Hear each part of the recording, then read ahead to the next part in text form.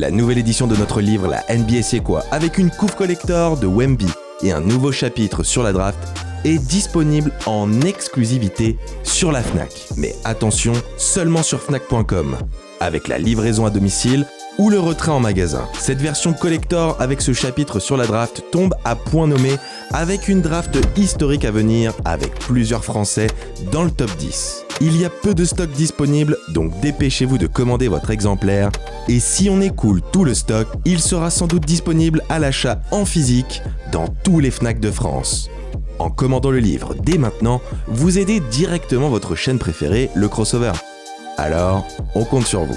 La NBA c'est quoi version collector avec Wemby, c'est disponible dès maintenant sur Fnac.com.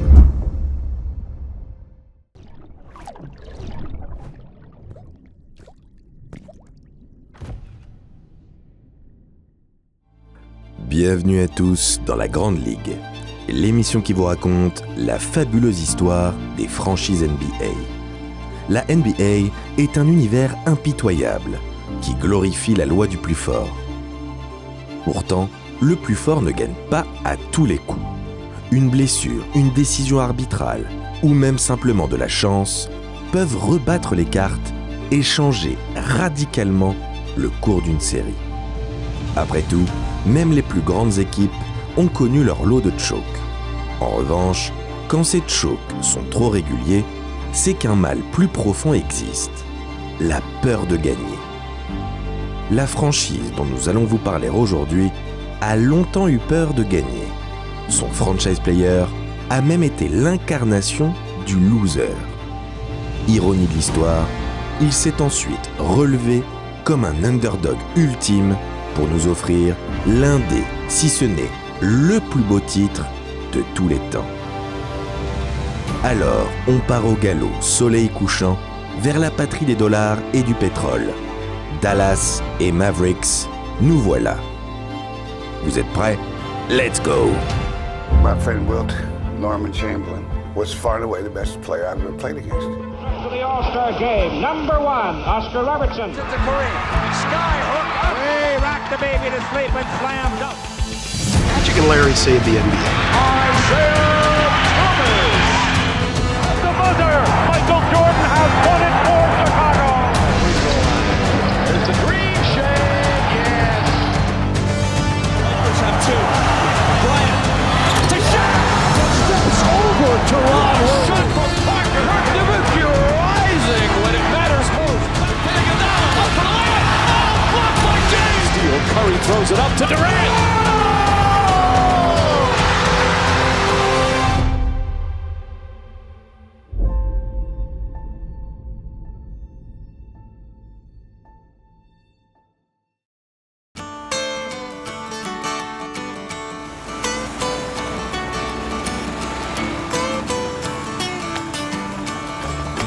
À la fin des années 1970, les États-Unis se passionnent pour un feuilleton télévisé d'un nouveau genre.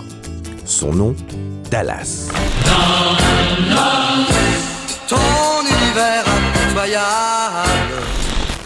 Dallas, c'est une certaine vision de l'Amérique, caricaturale certes, mais finalement assez proche de la réalité, celle du Texas, de ses grands espaces, de ses puits de pétrole et de ses ranchs. La série met en scène un conflit éternel entre deux familles rivales, deux dynasties de riches industriels, une sorte de Roméo et Juliette au pays des gros flingues et du capitalisme exacerbé. Parmi toute la galerie de personnages que compte la série, un marque particulièrement le public, JR, un magnat du pétrole cruel et manipulateur. Frank Underwood avant Frank Underwood, Logan Roy avant Logan Roy. Donald Carter lui ressemble à s'y méprendre. Tous deux sont des millionnaires vivant à Dallas. Ils portent les mêmes verres fumés, arborent des costumes 3 pièces quasiment identiques et aiment porter des chapeaux de cow-boy de temps en temps. À ceci près que Don Carter n'est pas un personnage de fiction. Donald existe bel et bien. Alors que JR tente de faire annuler le mariage de son gendre, lui cherche désespérément à intégrer la NBA.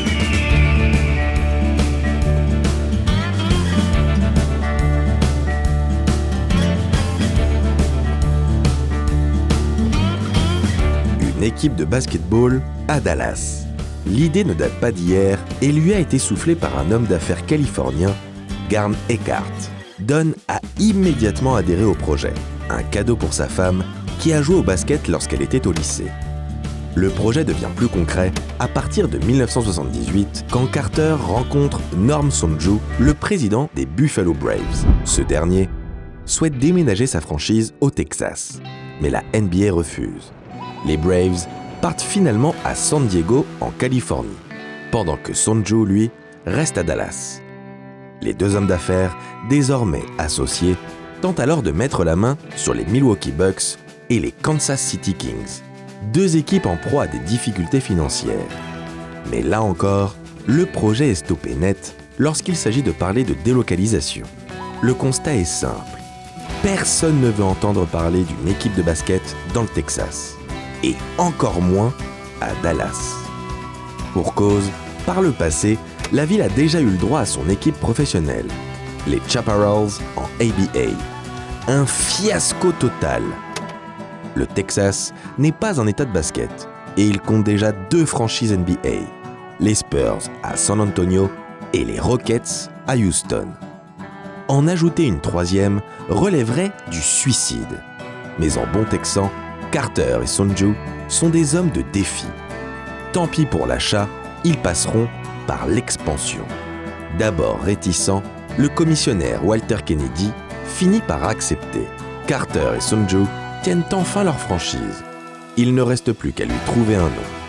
Les habitants de Dallas sont sondés et leur choix se porte sur un feuilleton télévisé. Encore un. Maverick, un western très populaire à la fin des années 50.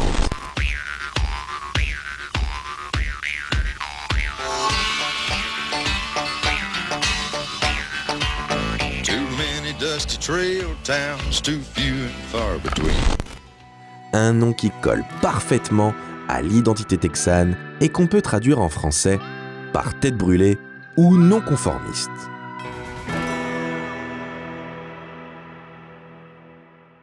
Les Dallas Mavericks intègrent la ligue en 1980. Pour diriger son équipe, Don Carter fait confiance à Dick Motta, un coach très expérimenté, entraîneur de l'année avec les Bulls et récent champion avec les Bullets. Lors de la draft d'expansion, Sonju, désormais GM, fait le pari osé de snober plusieurs stars au profit de joueurs moins connus mais plus jeunes. He might not be the best player for an expansion club right off the bat, but down the line, what we want to do 3 or 4 years from now, Kiki fits into our plans. Les Mavs disputent leur premier match le 11 octobre 1980. Une victoire sur les Spurs, les ex-Chaparrals. L'histoire est bien faite. Des victoires pourtant, Dallas ne va pas en remporter beaucoup lors de sa saison inaugurale. Mais tant pis, Dick Motta a ce qu'il désirait. Des joueurs qui en veulent, à l'instar du chouchou du public Brad Davis, et surtout le first pick de la prochaine draft. Et quel draft! Mark Aguirre sélectionné en première position, Rolando Blackman en 7e, puis Jay Vincent en 24e choix. Un trio gagnant pour une soirée parfaite. Dallas vient de se doter d'un young core extrêmement prometteur. Les années qui suivent sont celles de l'apprentissage. Les Mavs jouent bien et ne tardent pas à gagner des matchs. Mark Aguirre fait ce qu'il sait faire de mieux et score tout azimut. En l'espace de quelques saisons, le pistolero s'installe parmi les plus fines gâchettes de l'Ouest, tels que Adrian Dantley, George Gervin. En 1984, avec 29,5 points de moyenne, il devient le premier Maverick à participer à un All-Star Game. Pour Rolando Blackman, en revanche, tout part de la défense. Grand, excellent défenseur et shooter létal à mi-distance, il répond présent chaque soir avec professionnalisme et style.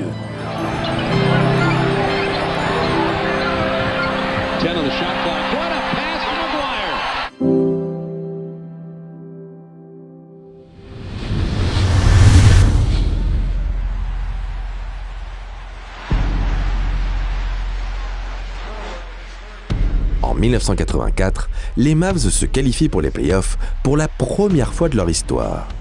Au premier tour, ils sont opposés aux Supersonics, bagués en 1979. Une équipe vieillissante, mais toujours aussi redoutable.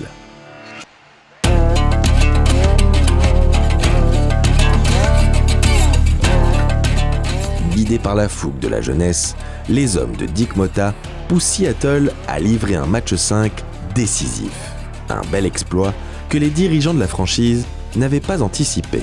And now Game 5, because of a building conflict with the World Championship of Tennis, was being moved to 9,000-seat Moody Coliseum on the campus of SMU.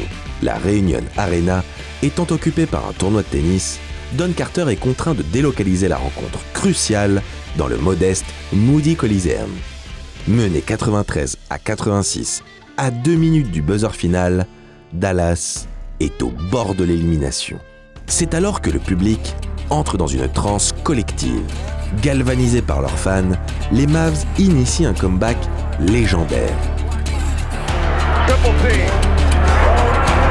Blackman with 9 in the corner with the ball. Sonic went out to gotta foul him, gotta foul. Blackman! Yes! And that's it for a game with 20 seconds to go. 18 seconds. Blackman goes to work on Wood. Yes! Right time! Très clutch, Rolando Blackman envoie les deux équipes en prolongation, au bout de laquelle les jeunes Texans arrachent la victoire dans une ambiance indescriptible. La Moody Madness, le match le plus dingue de l'histoire de la franchise. Épuisés, autant physiquement que psychologiquement, les Mavs s'inclinent sèchement au tour suivant face aux Lakers. Mais le contrat est déjà rempli. Dallas, la ville de football américain par excellence, vient de tomber sous le charme du basketball. Suite à cette épopée, les Mavericks s'installent durablement en play-off.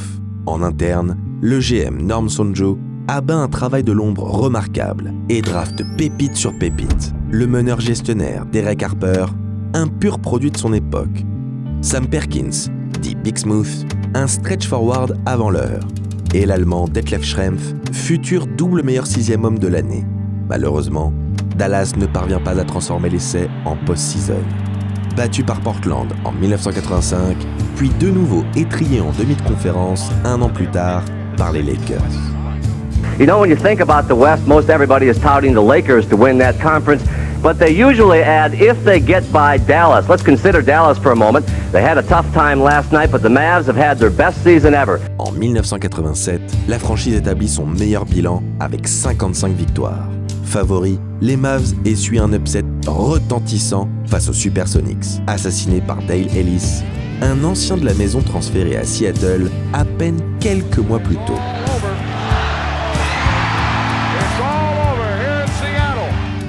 Dans le vestiaire, rien ne va plus. Mark Aguirre est montré du doigt pour son manque de professionnalisme, notamment par son coach Dick Motta, qui lui reproche un goût trop prononcé pour la nourriture. Entre les deux hommes, c'est le point de non-retour. Malgré le bilan record, Motta démissionne. Il est remplacé par John McLeod.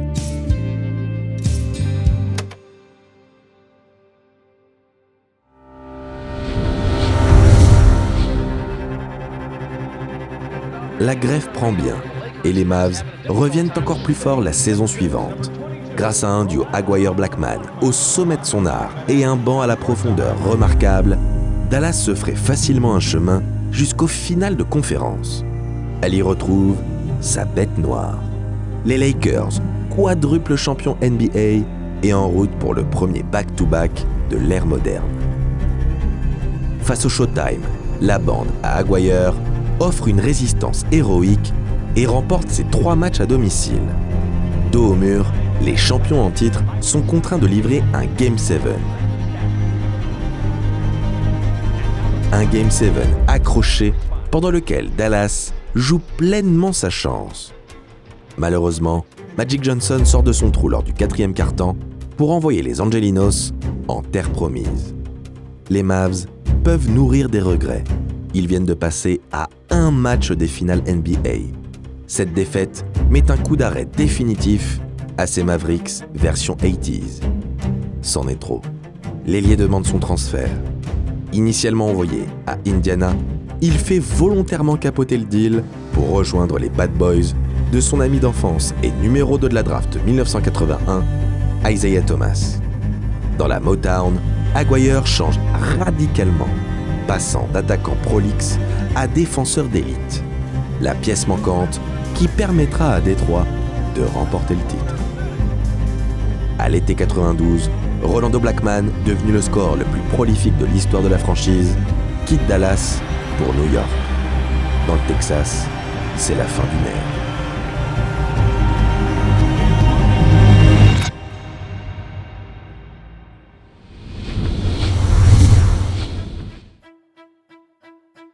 À partir de 1990, les Mavs ne participent plus à la post-season. L'espoir renaît en 1994 quand Dallas utilise son deuxième choix de la draft pour sélectionner un jeune meneur. With the second pick in the 1994 NBA draft, the Dallas Mavericks select Jason Kidd from the University of California. C'est le début des Triple J. À la main, Jason Kidd, le prototype du meneur parfait, un général des parquets qui voit tout avant tout le monde. Un passeur exceptionnel et un intercepteur de génie. Sur les ailes, Jim Jackson et Jamal Mashburn, deux habitués des top 10, deux scoreurs prolifiques qui brillent dans le jeu en transition. Un cocktail détonnant. Les Triple J forment un trio de têtes brûlées particulièrement talentueux. L'un des plus fun qu'ait connu la NBA. En une saison, les Mavs enregistrent 23 victoires supplémentaires. Kidd est élu co-rookie de l'année en compagnie de son pote Grant Hill. Dans le Texas, tous les voyants sont au vert. Mais c'était sans compter sur une chose, l'ego. Jamal Mashburn manque la majorité de la saison 95-96 à cause d'une blessure au genou. En son absence, Kidd et Jackson en viennent aux mains. La faute a une histoire de cœur. Les deux hommes se disputent alors les faveurs de Toni Braxton, une chanteuse de R&B en vogue. La starlette aurait donné rendez-vous au premier pour finalement repartir avec le second. Une humiliation que Jason Kidd n'est pas prêt d'oublier. Le bif entre les deux coéquipiers se ressent sur le terrain et impacte directement les résultats de l'équipe. Le front office prend la décision d'arrêter les frais. À Noël 96, Kidd est échangé à Phoenix contre Michael Finley. Avant le All-Star Break, c'est au tour de Jamal Mashburn d'être débarqué. Jackson suivra peu de temps après. Un beau fiasco.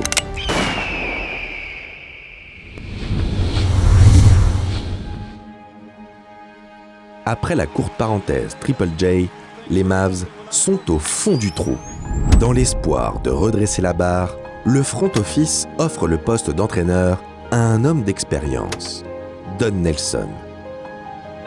À l'époque, Nelson est déjà vu comme un coach ringard. Il sort de 2 échecs consécutifs aux Warriors et aux Knicks. Donc sa nomination ne rassure pas les fans. Mais Nelly a encore quelques tours dans sa manche, comme son fils Donnie par exemple. Le moins qu'on puisse dire, c'est que Donnie a un certain flair lorsqu'il s'agit de scouter de jeunes prospects. Ce dernier est d'ailleurs persuadé d'avoir repéré un talent générationnel. Un grand blond de 2,13 m, pas spécialement athlétique, un peu pâteau et allemand qui plus est. Son nom, Dirk Nowitzki.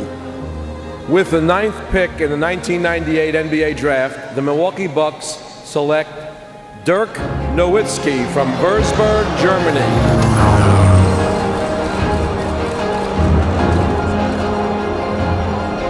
You've got to draft this guy. He's a revolutionary player. Shoots the ball like no big man we've ever seen.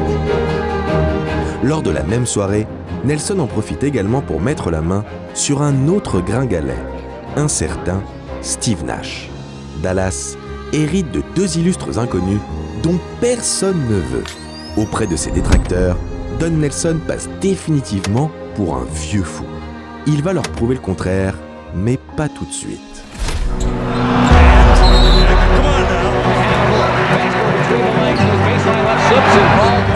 But they were the worst team for the majority of the 90s.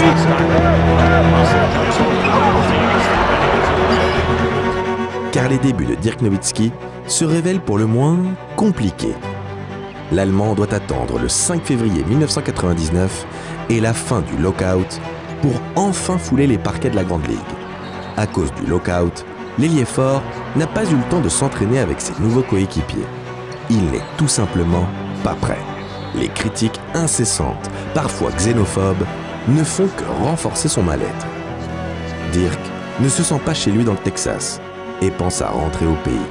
À ce moment précis, rien ne le prédestine à devenir le plus grand joueur européen de l'histoire.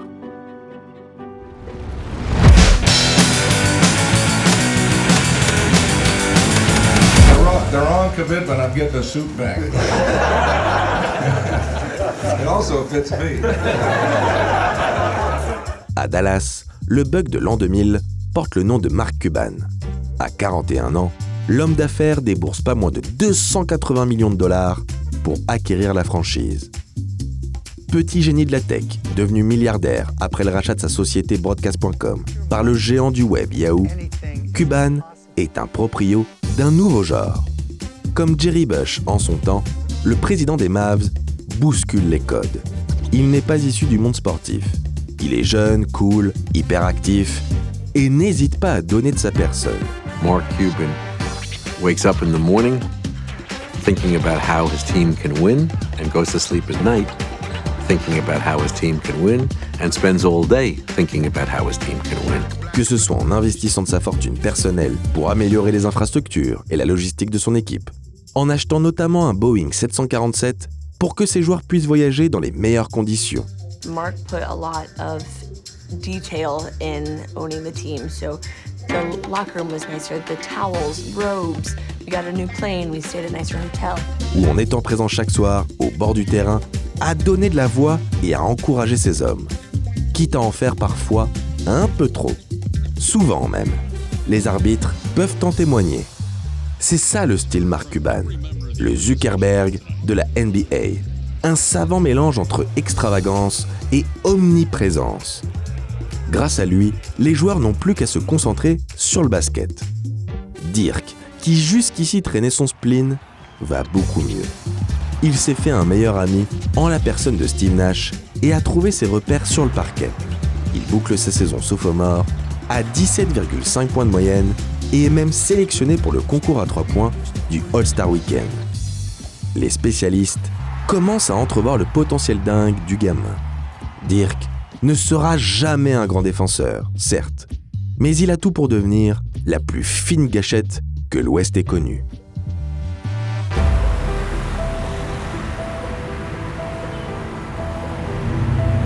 Son tir, Nowitzki le doit à 2 choses.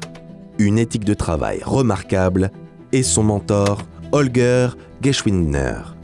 Geschwindner est un docteur Frankenstein de la balle orange. Physicien et mathématicien de formation, il est obsédé par la recherche du tir parfait. Un tir dont il a calculé l'angle optimal à 60 degrés. Holger rencontre Dirk quand ce dernier n'a que 15 ans et qu'il hésite encore entre le tennis, son premier amour, le handball, le sport de son père et le basket vers lequel sa taille semble naturellement le diriger. Entre le vieil homme et l'adolescent, le courant passe immédiatement. Dirk est séduit par l'approche singulière de Holger et accepte de lui faire confiance. Dès lors, il devient son coach personnel, son ami et son confident. Il le restera tout au long de sa carrière. La méthode d'entraînement du coach germanique ne ressemble à aucune autre. Avec lui, pas d'exercice traditionnel et encore moins de musculation. Pour Holger, tout passe par le jeu. Il emmène régulièrement ses joueurs en stage d'aviron pour améliorer leur résistance et développer leur esprit d'équipe. Il leur fait pratiquer l'escrime pour travailler leur vitesse et leur explosivité. Il leur demande de dribbler au rythme de son ami saxophoniste pour stimuler leur créativité. La créativité est d'ailleurs une notion primordiale dans la philosophie de Holger. Au lieu de forcer Nowitzki à shooter depuis des spots prédéfinis avec une mécanique identique, il l'oblige à tirer depuis n'importe quelle position, même la plus farfelue. Comme sur une jambe, le buste incliné vers l'arrière par exemple. C'est ainsi que Dirk développe son signature move, le one leg fadeaway. Un tir unique, du haut de ses 2,13 m, qui semble tout bonnement incontrable. À une époque où les intérieurs jouent encore proche du cercle, comme Tim Duncan ou Kevin Garnett, Dirk, lui, participe à révolutionner son poste. Il écarte le jeu et shoot à 3 points. C'est la création des notions de spacing et stretch four. Des spécificités qui collent parfaitement au style de jeu prôné par Don Nelson, le fameux run and gun. Un basket rapide, fait de tirs soutenus. Avec Dirk et Michael Finley, Nelly a tout pour réussir. D'autant plus, Steve Nash commence lui aussi à montrer de belles choses.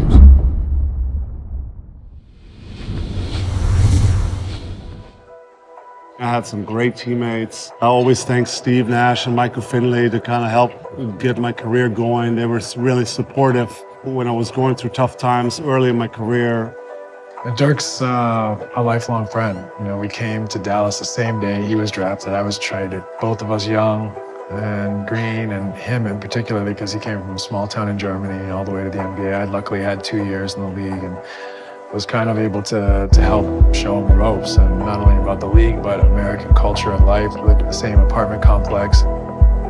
On the road, he would take me out of the hotel so I don't be in the hotel the whole time and be homesick. So he was very important the first couple of years. The biggest thing we had in common, period, was that we both were obsessed with the game. We'd go to the gym twice a day in the off season. After practice, we'd go back at night, play one-on-one and horse, and challenge ourselves to get better. At that stage, we were very borderline NBA players. I think a lot of people thought our careers would probably fizzle out, but we pushed and pushed and pushed, and we pushed each other. Nash setting up Nowitzki again, and he's on a run. La saison 2000-2001 est celle de la révélation pour le meneur canadien. Il s'installe définitivement dans le 5 majeur et passe de 8 à 15 points de moyenne, accompagné de 7 passes décisives. Et attention, 7 caviars.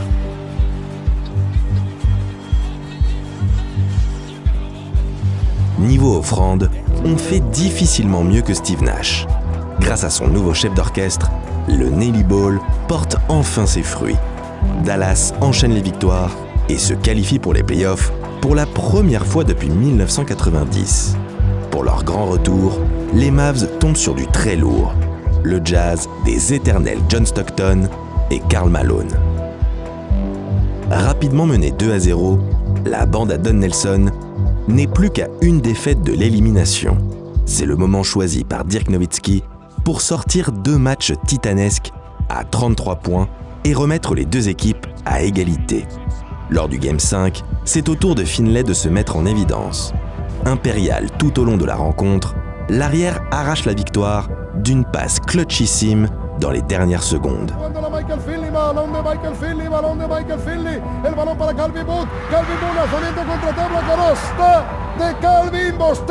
Un match fondateur qui n'est pas sans rappeler la Moody Madness de 1984. Malheureusement, comme leurs glorieux aînés, les Mavs s'inclinent dès le tour suivant face aux San Antonio Spurs. Un scénario qui est appelé à se reproduire. Das ist schon irgendwie ein bisschen surreal manchmal, dass Leute von mir Autogramm und Bilder wollen, ja, weil ich ein bisschen einen Ball ins Netz schmeiße. L'année suivante, Nowitzki et Nash, le duo de gendre idéal, fait définitivement taire les critiques. Ils deviennent All-Stars et se font une place dans les All-NBA Teams. Le Big Three atteint de nouveau des demi-finales de conférence, mais est stoppé cette fois par les Kings du Greatest Show on the Court, l'apprentissage du haut niveau.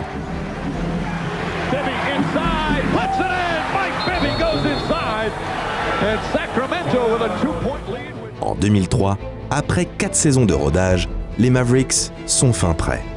Don Nelson a procédé à des ajustements défensifs. Raif Lafrentz et Sean Bradley s'affairent aux basses besognes pendant que le Big Three se montre sous son plus beau jour. Et pour la première fois de son histoire, Dallas atteint la barre des 60 victoires en saison régulière. En play-off, tout commence plutôt bien. Opposés aux Blazers, les Mavs remportent facilement les 3 premiers matchs. Puis, plus rien. Le trou noir. En panne d'adresse, les hommes de Don Nelson s'arrêtent complètement de jouer et concèdent 3 revers consécutifs. À ce moment précis, ils peuvent devenir la première équipe éliminée après avoir mené 3-0. Heureusement, Dirk Nowitzki plante un 3 points salvateur dans les derniers instants du Game 7.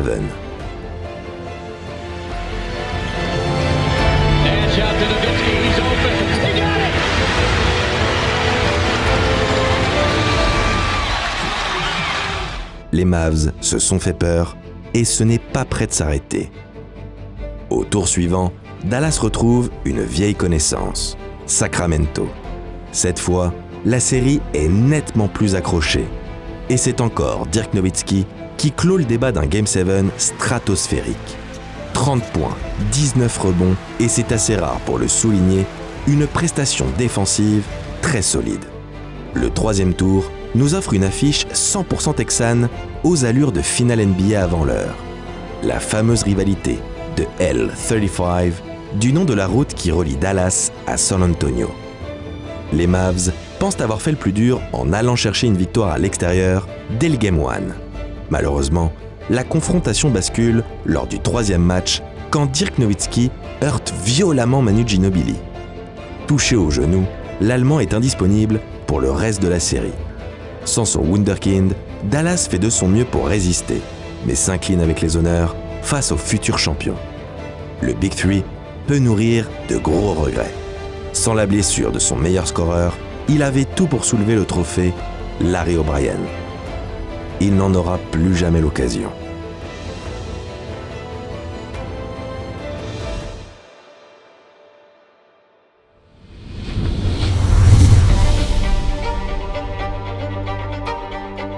La saison 2003-2004 marque un échec cuisant. Nelly repositionne Dirk au poste de pivot, ce qui a pour effet de faire chuter drastiquement son rendement offensif. Les Mavericks débarquent en play-off sans briller et se font sèchement éliminés par les Kings dès le premier tour. Mark Cuban prend alors une décision lourde de conséquences. Agent libre, Steve Nash est gentiment invité à aller voir ailleurs. Le petit génie de la tech ne se voit pas investir des millions sur un meneur trentenaire avec un dos en vrac. Grave erreur d'appréciation. Quelques mois plus tard, en demi-finale de conférence, c'est ce même Steve Nash, désormais MVP, qui se charge personnellement d'éliminer son ancienne équipe. Entre-temps, Don Nelson a lui aussi quitté le navire. Il pose sa démission début 2005 à la surprise générale. Les raisons restent obscures, mais il semblerait que le vestiaire soit plus en phase avec son adjoint et ancien joueur Avery Johnson, qui lui succède d'ailleurs sur le banc. La même année, Michael Finley fait également ses bagages. Le capitaine historique des Mavs s'engage chez l'ennemi juré des Spurs, où il remportera une bague d'ailleurs. À Dallas, c'est la fin du Big Three, dont Dirk Nowitzki est l'ultime rescapé. En 2006, malgré les départs successifs des cadres de la première heure, les Mavs restent très compétitifs.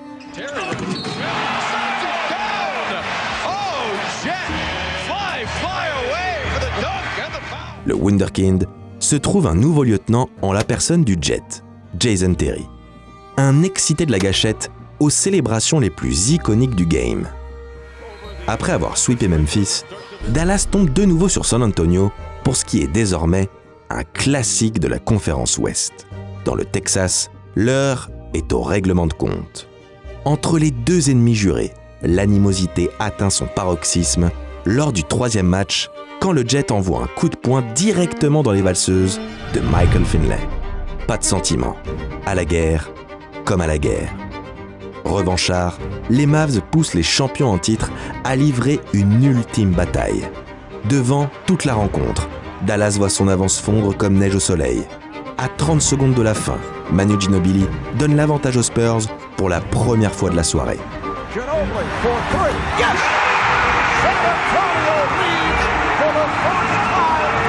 Trois points d'écart.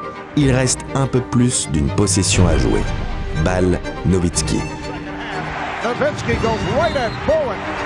And the foul! So Nowitzki to the line with a chance to tie the game. L'Allemand ne tremble pas. La vengeance est un plat qui se mange saignant. Dallas prive San Antonio du seul accomplissement qui manque à son palmarès. un back-to-back. Sur un petit nuage, le Blonde Bomber enchaîne avec un duel de pistolero contre son pote de toujours, Steve Nash. Avec une pointe à 50 points, Dirk en ressort vainqueur. Pour la première fois de son histoire, Dallas accède au final NBA. Un saut dans l'inconnu qui ne semble pourtant pas effrayer nos Mavs. Sur leur lancée, les Texans confirment leur statut de favoris et remportent facilement les 2 premières rencontres. À 6 minutes de la fin du Game 3, Dallas dispose d'une avance confortable de 13 points. En cas de défaite, Miami ne reviendra pas. C'est écrit, Dirk va être champion NBA. Il ne peut en être autrement. C'est alors que l'inimaginable se produit. Boosté par l'énergie du désespoir, Dwayne Wade renverse totalement le cours de la rencontre, au terme d'un finish légendaire.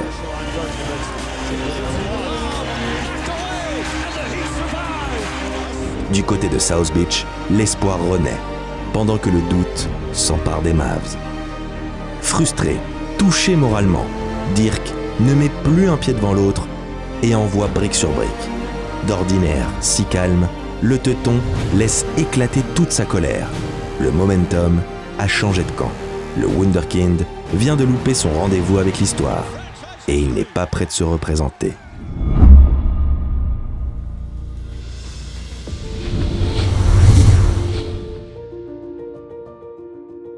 Après cette terrible déconvenue, Dirk a à cœur de prouver qu'il n'est pas un choker. En 2007, il revient plus fort que jamais. Déterminé, il caracole en tête de la course au MVP et se paie même le luxe d'intégrer le club très fermé de 50, 40, 90. Mais les paniers qui comptent sont inscrits en play-off, pas en saison régulière. Nowitzki le sait, il n'a plus le droit à l'erreur. Il peut être rassuré, leader de la conférence Ouest, avec un bilan exceptionnel de 67 victoires, les Mavs s'assurent un premier tour largement à leur portée, pour ne pas dire gagner d'avance. Car leurs adversaires, les Warriors, n'ont en théorie aucune chance. Invités de dernière minute, ils ne doivent leur qualification qu'à une victoire salvatrice obtenue lors de l'ultime journée de saison régulière. Sur le papier, c'est du tout cuit. Mais attention à ne pas négliger un détail. Le nouveau coach des Warriors connaît plutôt bien le playbook des Mavs. À vrai dire, c'est même lui qui en est à l'origine. Ce coach, c'est évidemment Don Nelson. Et malheureusement pour Dallas, Nelly est du genre rancunier. Il le prouve dès le premier match en allant chercher une victoire surprise sur le parquet de l'American Airlines Center. The ball goes back to Golden State. Seconds remaining. Here's Baron Davis hitting the jumper, and all of it. Une victoire inespérée fait naître l'espoir chez les fans de la baie. Les Dubs scandent en chœur « We Believe ». Et ils ont raison d'y croire. 5 matchs plus tard, Dallas concède l'upset le plus retentissant du XXIe siècle.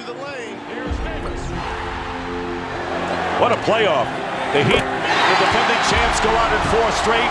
The Western Conference. Pour la première fois de l'histoire, un premier est sorti par le 8e de conférence dans une série au meilleur des 7 matchs. Une humiliation avec un grand H, signé Don Nelson.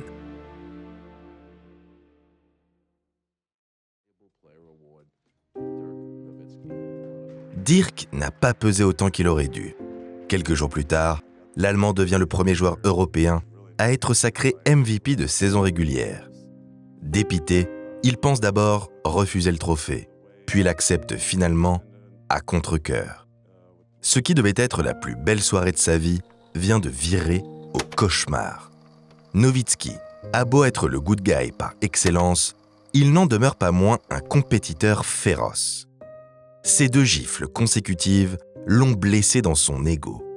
Comme en 1999, à son arrivée dans la Ligue, l'Allemand déprime et pense même à abandonner. Alors, il part loin, très loin, et passe son été à sillonner le désert australien, guitare sous le bras. Ce road trip improvisé lui donne la force de persévérer. Mais Dirk n'est pas au bout de ses peines. À Dallas, les années se suivent et se ressemblent. Une régulière prometteuse suivie d'une élimination précoce en play-off. Un scénario qui se répète de saison en saison. Ni le retour d'un Jason Kidd au crépuscule de sa carrière, ni même la nomination de Rick Carlisle en tant que nouveau coach n'ont su inverser la tendance. Il faut se rendre à l'évidence. Les Mavs sont en bout de cycle. L'effectif est vieillissant, pour ne pas dire grabataire. À moins d'un départ, Dirk Nowitzki semble condamné au rôle de l'éternel loser. Un départ?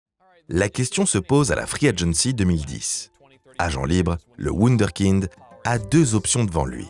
Partir et rejoindre une super team ou rester, quitte à ne jamais goûter aux joies d'un titre. L'Allemand n'hésite pas longtemps. Qu'il gagne ou qu'il perde, il le fera à sa façon, en restant fidèle à sa franchise, à sa ville et à ses fans. En plus d'une décennie dans le Texas, Dirk Nowitzki est devenu une icône, un symbole de persévérance et d'abnégation, reconnu par ses pairs et unanimement apprécié. Abandonner maintenant serait renier tout ce pourquoi il s'est battu tout au long de sa vie. Pas question d'avoir des regrets. Désormais trentenaire, le numéro 41 s'apprête à jouer le tout pour le tout.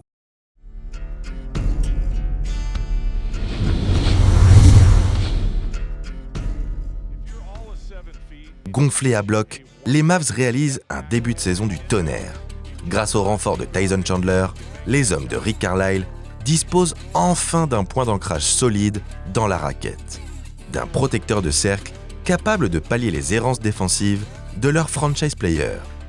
Jusqu'ici, tout se passe bien. Trop même. Mais une saison NBA est loin d'être un long fleuve tranquille. En pleine bourre, Dirk est contraint de s'éloigner des parquets pour une dizaine de matchs. Puis, c'est au tour de Caron Butler de se blesser gravement. Out pour le restant de la saison, l'ailier est remplacé par Peja Stojakovic. Une autre vieille gloire à la recherche d'une première bague. Une de plus. En l'absence de leur pistolero en chef, les Mavs chutent à la 3e place de la conférence Ouest. Un résultat honorable, mais le plus dur est à venir. D'autant plus que les Mavericks ont la fâcheuse tendance à se faire peur. Opposé aux Blazers, la bande à Nowitzki voit la série lui échapper quand Brandon Roy réalise un match 4 resté dans la légende. No doubt about it, Marty. It's an all-around game that Rick Carlisle has talked about it with Jason Terry. It's not just scoring, learning to get it. And it's proven you can play a different style. After checking the video, Roy for the lead, backs it in! Le genou en miettes, l'arrière signe ici son ultime coup d'éclat, son chant du cygne. Mais Dallas a appris de ses erreurs. En patron, les Texans se remobilisent. Ils serrent les vis et s'impose en 6 rencontres. Second leading scorer in the game. And he does post up Dirk driving on Aldridge underneath. Game 5. They take it to the head now. Terry to Nowitzki. Jason Kidd's going to hold on to it. Au tour suivant, les hommes de Rick Carlisle tombent sur du très lourd. Les Lakers, double champions en titre, et promis à une 4e finale consécutive. Autant dire que les Mavs ont très peu de chances de l'emporter. Mais ce serait sous-estimer la solidarité de nos vieux briscards. Au forceps, Jason Kidd arrache le Game 1 à l'extérieur. Jason Kidd launches a 3. Okay. And that's what they're thinking about. Jason Terry off the bench, knocks down the 3. So many extra points. It's 3-0 today. It's 4-0 today behind the rest of the Lakers. Un coup d'éclat isolé? Loin de là. Dans le sillage d'un Dirk Nowitzki en état de grâce et d'un Jet Terry au sommet de sa forme, Dallas balaie Los Angeles. The Lakers starters have 29. Big thing for them right now is, come on, you got to chip away. They're still on that team, right? Oh, absolutely. Jason Terry and Dirk, and they're having some pretty... Not backing down. Correa, oh, look at that. At his Bynum, he will what you already had, things have picked up for you, but now you un sweep inattendu qui offre un clash des générations. Les vétérans des Mavs face aux jeunes loups du Thunder. L'expérience contre la fougue de la jeunesse. À la clé, un rendez-vous avec l'histoire. Malheureusement pour Kevin Durant et Russell Westbrook, Dirk Nowitzki a attendu trop longtemps pour se laisser griller la priorité.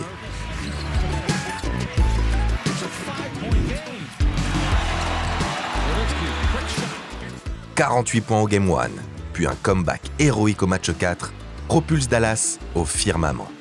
Après tant de désillusions, tant d'échecs, tant d'efforts consentis, Dirk est de retour en finale NBA. Un retour inespéré et surtout une occasion de prendre sa revanche. Car son adversaire n'est autre qu'une vieille connaissance, Dwyane Wade, son plus grand rival qui en 2006 l'avait privé du plus beau moment de sa carrière. Mais en 5 ans, les choses ont bien changé. Les rôles se sont même diamétralement inversés. Cette fois, c'est à Dirk qu'échoue le costume de l'underdog. À Flash, celui de l'ultra favori. Car Miami est loin de se résumer à lui. Rejoint à South Beach par LeBron James et Chris Bosh, l'arrière peut désormais compter sur une super team. Une équipe annoncée comme imbattable.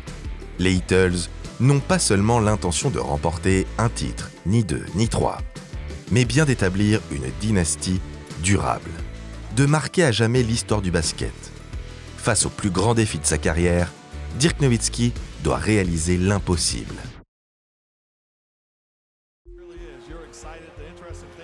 Miami confirme son statut en s'adjugeant facilement le Game 1, lors duquel Dirk se blesse à la main gauche.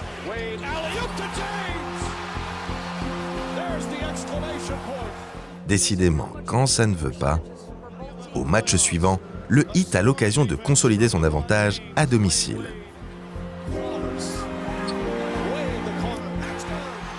Dans le 4e quart, Miami a une avance confortable de 15 points quand le Wunderkind lance un run salvateur.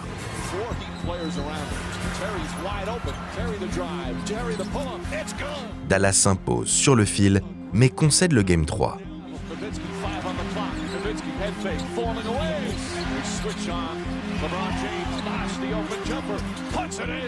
La faute à un tir manqué de Dirk Nowitzki. L'Allemand n'est d'ailleurs pas au bout de ses peines. Grippé, il se présente le jour du Game 4 avec 39 de fièvre. À sa place, n'importe quel autre joueur aurait déclaré forfait. Mais pas lui. Diminué, le Wunderkind est dans l'obligation de s'en remettre à ses lieutenants. Sean Marion, Jason Kidd, Jason Terry et enfin la révélation de la série, J.J. Barea, chacun y va de sa contribution.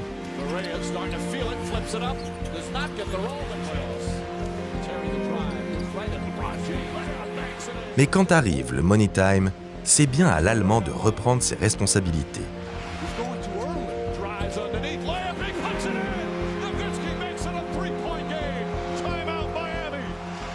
Michael Jordan a eu son flu game, Dirk Nowitzki vient de vivre son fever game. Peu avant le match 5, Dwyane Wade et LeBron James se moquent du Wunderkind. Grave erreur, qui ne fait qu'attiser davantage l'esprit de revanche des Mavs. Dirk leur répond sur le terrain par un dunk rageur.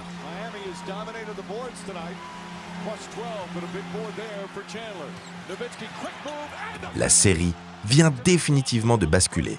À partir de là, Dallas ne peut plus perdre.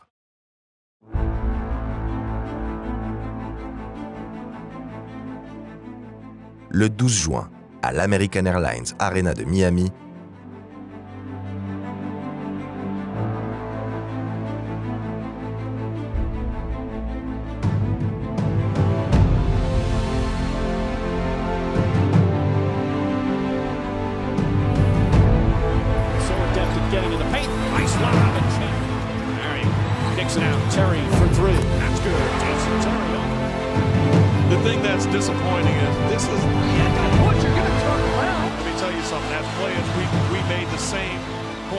talking about an all-time great, not just point guard, but player. Jason Kidd has dreamt as a Mavericks bench, realizing that the jewelry is theirs. Well done. From the Miami Heat, the phones are wide open. Everybody is for sale.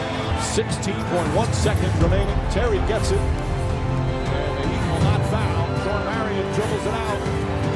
And the celebration will begin. The Dallas Mavericks are NBA champions. The first time. Les Mavericks sont sacrés champions NBA pour la première fois. Les larmes aux yeux, Dirk Nowitzki rejoint le vestiaire avant le buzzer final.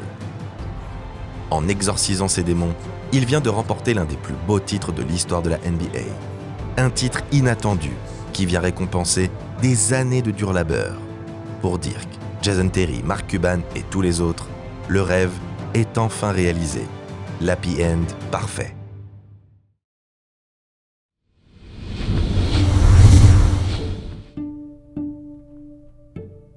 En 2018, Dirk et JJ Barea sont les derniers rescapés de l'épopée du titre. Dallas s'apprête à manquer les playoffs pour la seconde année consécutive quand un scandale éclate. Mark Cuban will pay the price for sexual misconduct inside the Mavs front office. Cuban is donating $10 million to women's empowerment groups after the NBA found that women who worked for the Mavs were harassed and assaulted. Une enquête de Sports Illustrated dépeint une culture empreinte de misogynie qui règne au sein de la franchise. There was pervasive sexual harassment and other serious workplace misconduct, and by that I mean threats, intimidation, and 2 instances where an employee engaged in domestic violence. Le MeToo de la NBA. L'institution Mavs, autrefois louée comme un modèle dans le genre, est vivement critiquée. Mark Cuban est dans l'obligation de faire le ménage, mais ce n'est pas suffisant. Pour racheter son image, Dallas doit renouer avec la victoire. Et ça tombe bien, car la draft arrive à grands pas.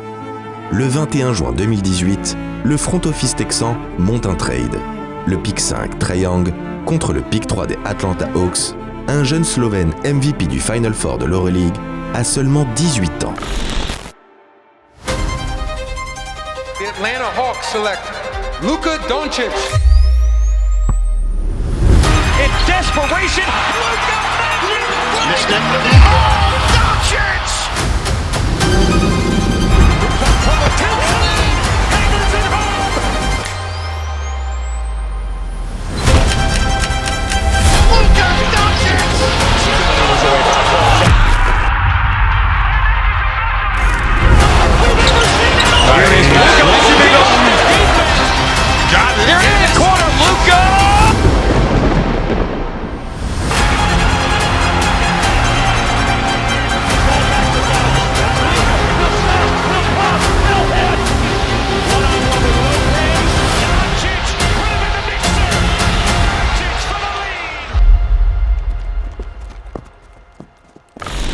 La sélection de Doncic aussi haut dans la draft est le résultat d'un long processus d'ouverture de la NBA à l'international dont Dirk Nowitzki a été le porte-étendard. En prouvant qu'un étranger pouvait assumer le rôle de franchise player, l'Allemand a ouvert la voie à plusieurs générations de joueurs, notamment issus du vieux continent. Contrairement à son aîné, le Slovène est un génie précoce qui n'a pas à forcer son talent pour dominer. Surtout, c'est un sale gosse, un râleur invétéré et brun truqueur. Enfin, Luka est un tueur. Sous le jersey merengue, comme en sélection, il a déjà tout gagné, ou presque. La NBA ne lui fait pas peur et il a la ferme intention de griller les étapes. La saison rookie de Luka Doncic coïncide avec les adieux de Dirk Nowitzki. Preuve qu'il fait l'unanimité, l'Allemand est chaleureusement applaudi dans chaque salle, même sur les parquets de ses anciens rivaux. Icon, he is a friend. And now, a 14-time NBA All-Star selected to 12 All-NBA teams, a league MVP and an NBA champion, a 7-foot forward from Germany, number 41, Dirk Nowitzki. D'un ultime one-leg fadeaway, le Wunderkind tire sa révérence. L'avenir des Mavs est assuré. Il peut partir en paix avec le sentiment du devoir accompli. Il prend sa retraite en même temps que Dwayne Wade. C'est d'ailleurs ensemble que les deux hommes sont introduits au Hall of Fame. Entre eux, la rancœur d'antan a laissé place à un profond respect mutuel. Le Wunderkind est décidément impossible à détester.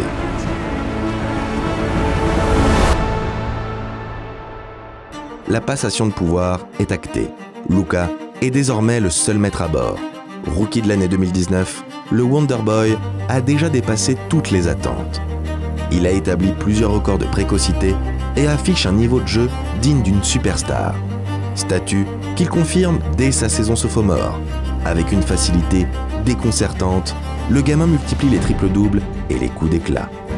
All-Star, il qualifie son équipe en play-off. Opposé aux Clippers au premier tour dans la bulle d'Orlando, Doncic livre une série historique.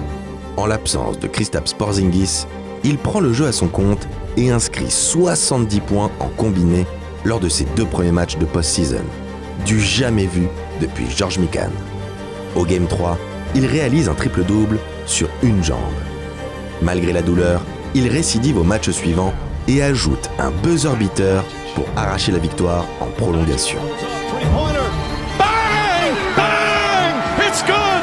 Doncic wins the game at the buzzer! Le gamin est déjà très clutch. Pas suffisant cependant pour faire tomber LA.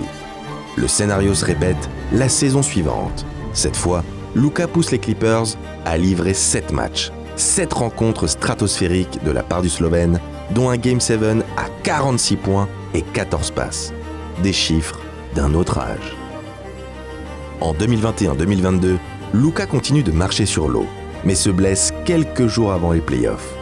Porzingis parti, c'est Jalen Brunson qui en profite pour sortir de son trou. Timeout Utah! An opportunity to extend the lead, and it's Cleveland is cooking tonight. What has gotten into Maxey? And let's get out of here with a 1-1 series. Will Luka be back for Game 3? La troisième tentative est la bonne. Les Mavs réussissent enfin à passer un tour. Remis de son pépin physique, Luka poursuit sur sa bonne lancée et dispose des Suns, finalistes de l'édition précédente, dans une série très accrochée lors de laquelle le Slovène fait l'étalage de ses talents de trash talker. Le run prend malheureusement fin aux portes de la finale. Malgré la défaite, les Mavs peuvent être rassurés. Ils font désormais partie des prétendants sérieux au titre. Sauf qu'en NBA, rien n'est jamais garanti. La saison 2022-2023 tourne au cauchemar. La révélation des playoffs, Jalen Brunson, n'est pas conservée. Après avoir grillé les étapes, Luka se heurte à la dure réalité de la Grande Ligue. Son mauvais caractère commence lentement à entacher sa réputation. Son individualisme est également pointé du doigt. Dans les faits, Luka est trop esseulé, sans réel lieutenant digne de ce nom. Alors, Dallas tente un gros coup en cours de saison en faisant venir Kyrie Irving. Un move qui ne plaît pas à tout le monde, car Uncle Drew souffre également de très mauvaise presse. De plus, son association avec Doncic ne paraît pas évidente sur le papier. De nombreux fans s'interrogent sur l'équilibre défensif des Mavs. Et en effet, les résultats tardent à venir. Dallas s'écroule et abandonne tout espoir de se qualifier en play-off.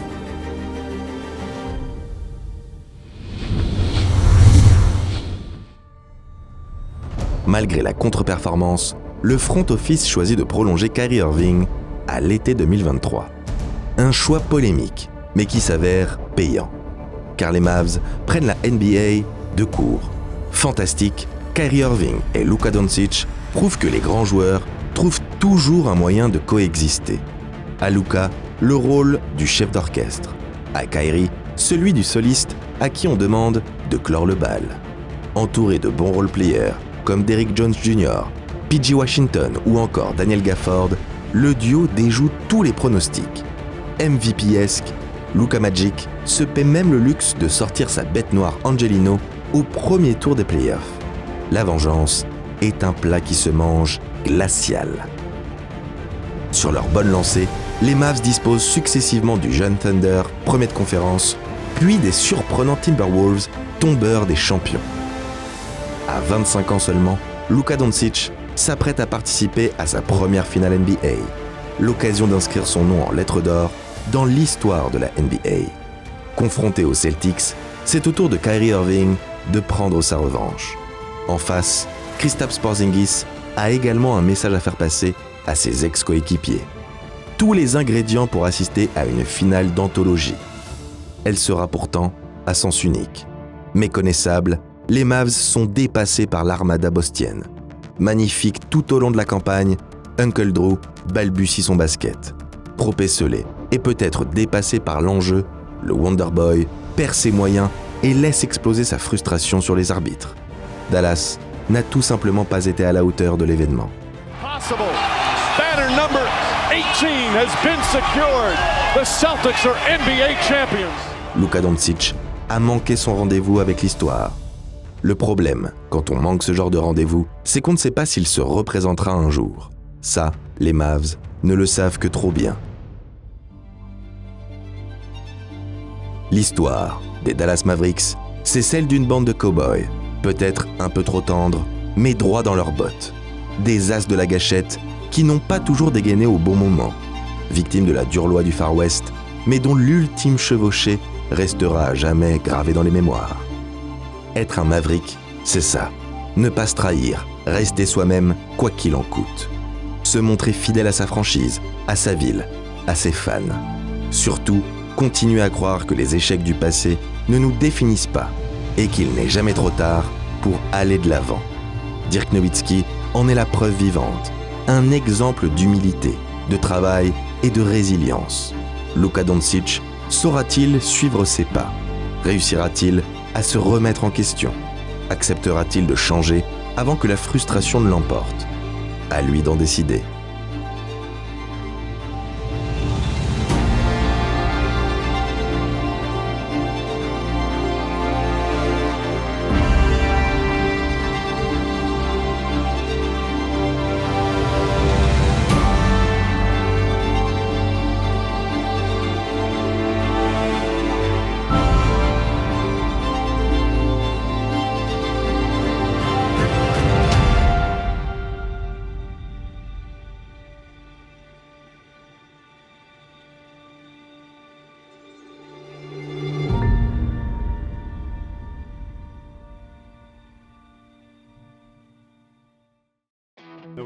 Just ain't that a vacation far away.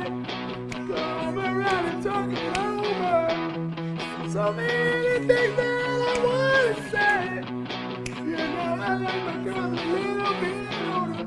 I just wanna use your love tonight. Yeah. Oh, you kept I going. don't wanna lose your love tonight. Yeah.